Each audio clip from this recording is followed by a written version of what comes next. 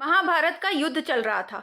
भीष्म पितामह अर्जुन के बाणों से घायल हो बाणों से ही बनी हुई एक शैया पर पड़े हुए थे। कौरव और पांडव दल के लोग प्रतिदिन उनसे मिलने जाया करते थे।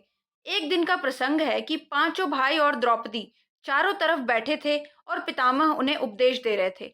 सभी श्रद्धा पूर्वक उनके उपदेशों को सुन रहे थे कि अचानक द्रौपदी खिलखिलाकर हंस पड़ी। पितामह इस हरकत से बहुत आहत हो गए और उपदेश देना बंद कर दिया।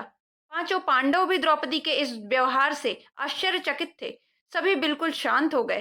कुछ क्षणोपरांत पितामह बोले, पुत्री, तुम एक संभ्रांत कुल की बहू हो।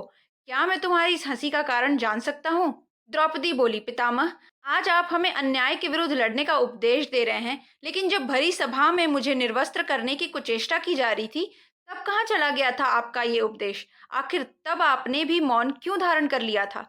यह सुनकर पितामह की आंखों में आंसू आ गए।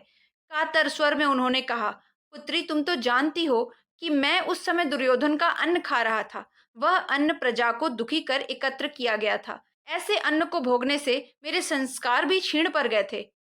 फलतः उस समय मेरी वाणी अवरुद्ध हो गई थी, और अब जबकि उस अन्न से बना लहू बह चुका है, मेरा स्वाभाविक संस्कार वापस आ गया है और स्वतः ही मेरे मुख से उपदेश निकल रहे हैं। बेटी, जो जैसा अन्न खाता है उसका मन भी वैसा ही हो जाता है। इसीलिए ये कहा गया है कि जैसा खाओगे अन्न वैसा होगा मन। आप किस तरह का अनाज खा रहे हैं, ये सोच समझ कर खाएं। किसके हाथों का बना हुआ खा रहे हैं, ये सोच समझ कर खाएं। और जो पैसा आप कमा कर ला रहे हैं, वो किस काम के द्वारा कमा कर ला रहे हैं, इसका भी विचार किया जाना चाहिए। दोस्तों, अगर आपको ये कथा अच्छी लगी हो तो चैनल को सब्सक्राइब करें, लाइक करें और शुभम लाभम को शेयर करें। Thank you so much.